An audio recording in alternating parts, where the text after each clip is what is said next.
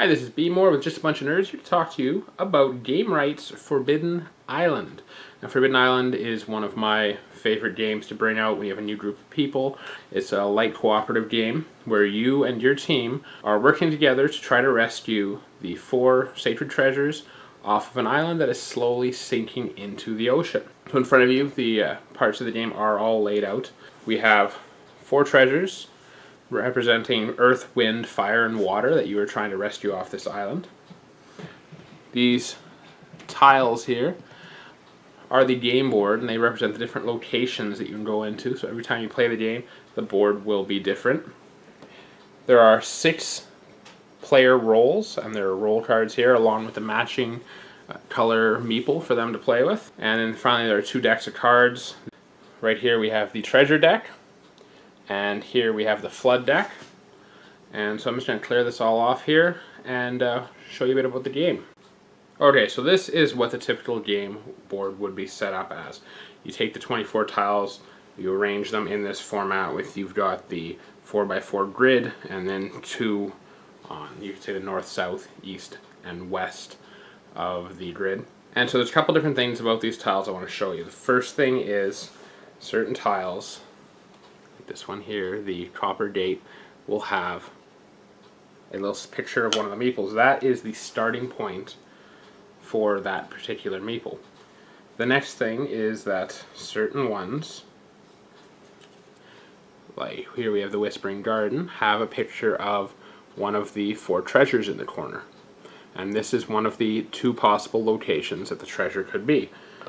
So there are 2, the Whispering and Howling Garden representing the wind, the Cave of Embers, and the, the Cave of Shadows representing fire, Temple of the Moon, Temple of the Sun representing earth, and the Coral Palace and the Tidal Palace representing water.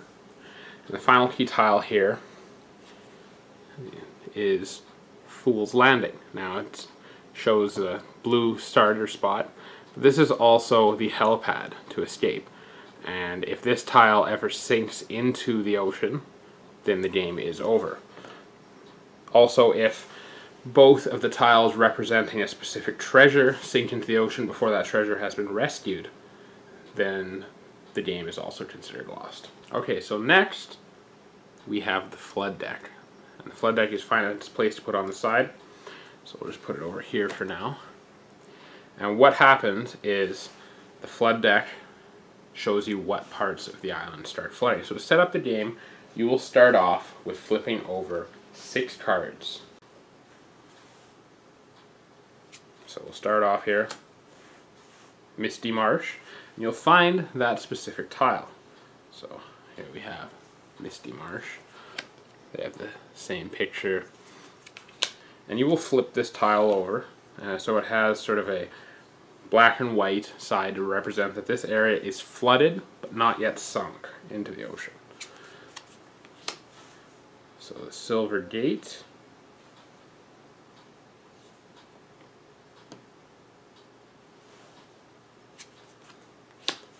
the Observatory,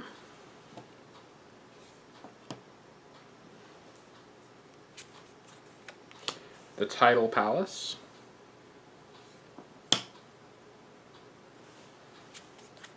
the Coral Palace, and the Cave of Shadows. So now you have 6 locations that are flooded, and we can move on.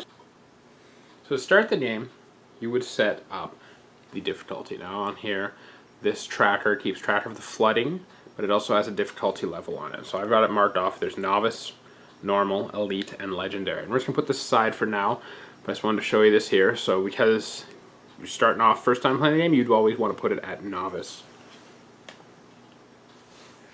The next thing is that everyone would be dealt 2 cards from the treasure deck. And so we'll just deal out as if there were 2 players here and go look at these cards. And so as you see, these cards show pictures of the treasures on them. And every turn you get to draw 2 more cards off of this deck. And what you need to do to collect the treasures, you need to have 4 copies of one individual treasure card to be able to claim that treasure. Now, the thing is, in the entire deck there are only 5 copies of each treasure card. So you may need to trade with each other.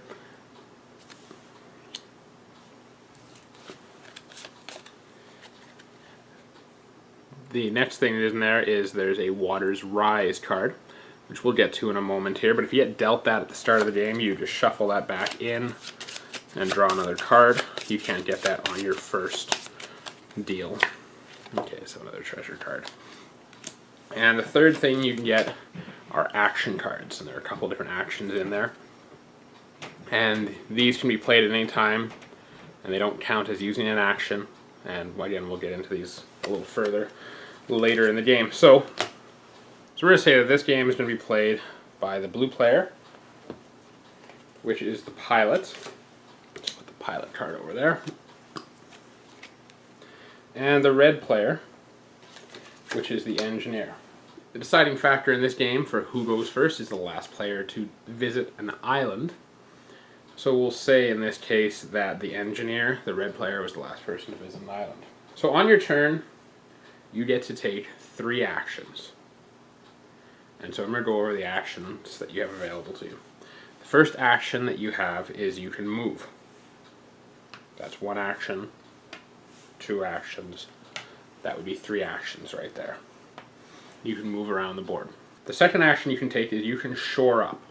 So any tile that you're on or adjacent to, you can spend 1 action and shore it up. And shoring it up simply means turn it over, and now it's no longer flooding.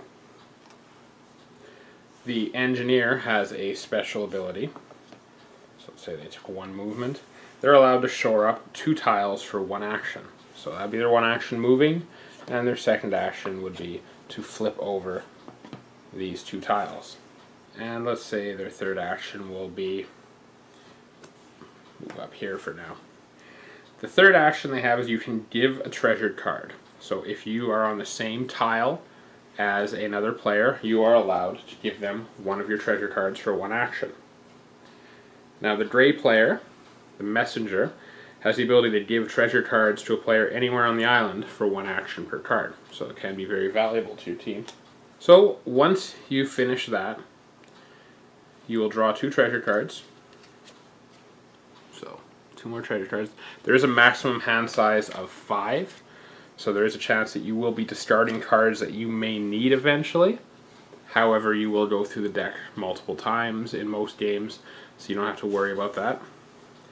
The final thing you do is we go back to our meter here, and as you can see, there are 4 different numbers here, sorry, each with a different shading to them. So right now we're in the shading area of 2. And so what will happen is we will flip over 2 more of the flood cards. So the Temple of the Sun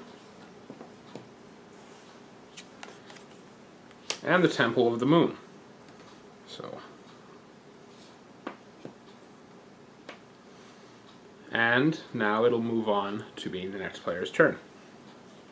So the pilot has a special ability. Once per turn, fly to any tile on the island for 1 action. So, as we see here, the red player's already got 2 of the earth, and the pilot here, the blue player, has 1 more. So what they could do is their first action, they could fly to that tile.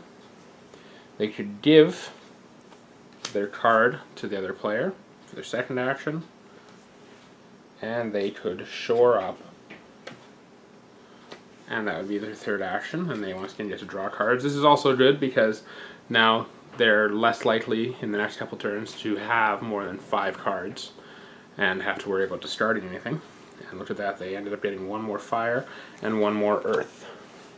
So again, we'll go back and do another turn here with red. So red will move once again, flip over 2 tiles to shore them up, and for their third action they will move down here in the direction of that flooded area. So they drew two different cards here. One, they drew the helicopter lift. And so this action here, you're allowed to move one or more pawns from the same tile to any other tile. So you get the helicopter to move you or possibly someone else with you. Possibly the entire team if they're all on the same tile on the island. And the other option is you lift your team off from Fool's Landing. So when you have captured all the treasures, everyone has to get back to Fool's Landing. And then one person has to have one of these cards, and they play it on. They don't have to play it on their turn. They just play it, and the team escapes from the island, and you win. The second card here is the bad card. This is the Waters Rise card, and so it's upping the intensity of the game. And so the first thing we will do is we will move this up one spot. So we're still only drawing two cards. If you ever move it up all the way to the Skull and Crossbones, well, I believe that's a pretty universally known sign. That's bad, and that means game over. The next thing you do is you take these cards that have already been flipped over and shuffle them up.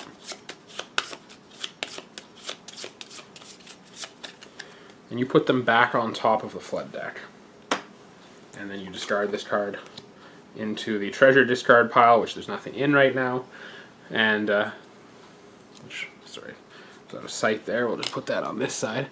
That's the treasure discard, and when the treasure card pile runs out, you shuffle up the discard pile, and that card has a chance coming up again. So the significance of shuffling those flood cards back on top of the deck is now the final step for the player's turn is they draw. So in this case, they'll draw two flood cards. So they drew the Temple of the Moon, so it will flood again.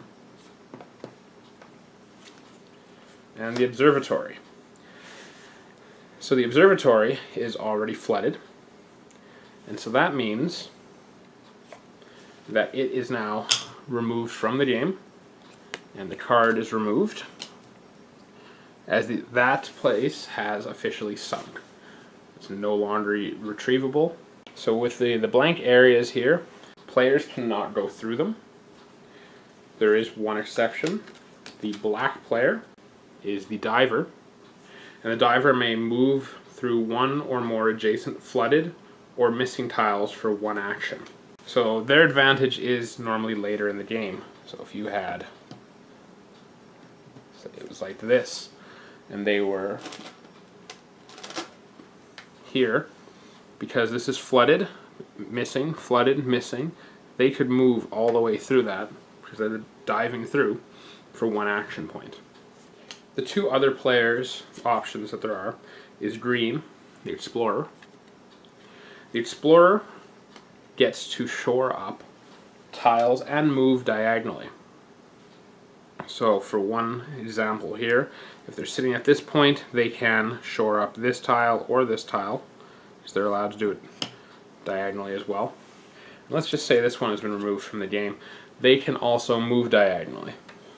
So they could move there, where at this point, no other player could, except the pilot, unless they had a helicopter lift card. The diver, the pilot, and the explorer have the most mobility in the game.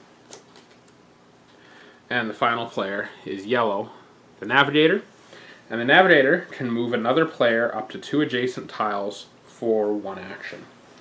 So, simply put, the navigator sitting over here, they could move for one action and move that person 2 spaces. They could spend their second action and move that person 2 spaces as well, and so this way they're both in position. So that covers all the different roles that are available in the game. And the thing is, this game is 2 to 4 players, and there are 6 roles available, so in playing the game you can never actually have a proper game where all the roles are available in there, and they all have their different benefits. Okay, so I'm going to set something up here, and I'm going to show you another part of the game that can happen, and that is what happens if you're stuck in water. If this flooded right now, this player could move here, this player could move anywhere because they're the pilot. The diver would actually move to the nearest tile, so in this case there'd be a choice. Let's say this one was gone, they would move here. And the other 3, if they were in a spot like that, would drown. They have nowhere to go, and unfortunately that would end the game. So a few other things we're going to go over here, just looking at basic actions, and there are 2 cards called the Sandbag cards. Sandbag can be played at any time to shore up 1 tile on the island. Now there is one exception to that. If, let's say, the Temple of the Moon here is flooded, and I draw the Temple of the Moon, the player with the Sandbag card cannot play it. It has now been drawn. It will be removed. However, let's say a Water's Rise card was played, and so a couple cards were shuffled up and put down here, and that player, before the card was drawn, realized, well, the Temple of the Moon is key to getting that 1 treasure, and we haven't obtained it yet. They could then play their Sandbag card, simply discarding the card that they play, and shore it up, so that if, well, look, that one got played, it will now only be flooded again and not be sunk. So those are cards you want to play strategically, you don't want to use right away. Big thing to save them for is Fool's Landing, because again, if that is removed, that is another way to lose the game.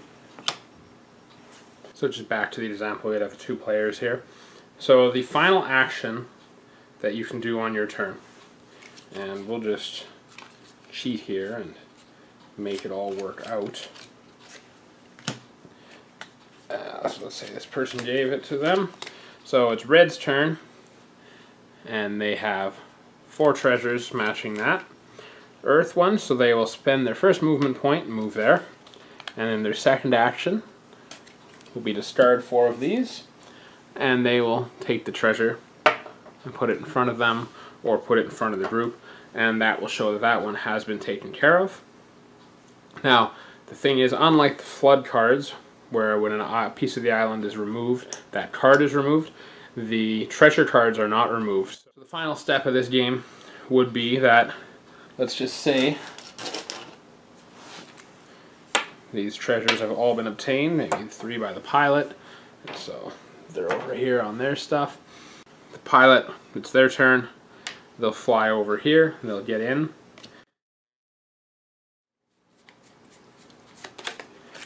Well, let's say on Red's turn, they play the Helicopter Lift card, and they'll go there, but unfortunately now, if they don't have another Helicopter Lift card, they will have to sit there on those spots and continue drawing cards every turn, and flood cards every turn, until someone draws a Helicopter Lift card. This is one of my favorite games to play. It's easy to learn. It's a really fun game. I just want to thank you for taking the time to watch my video on Forbidden Island. This is B More with Just a Bunch of Nerds signing off.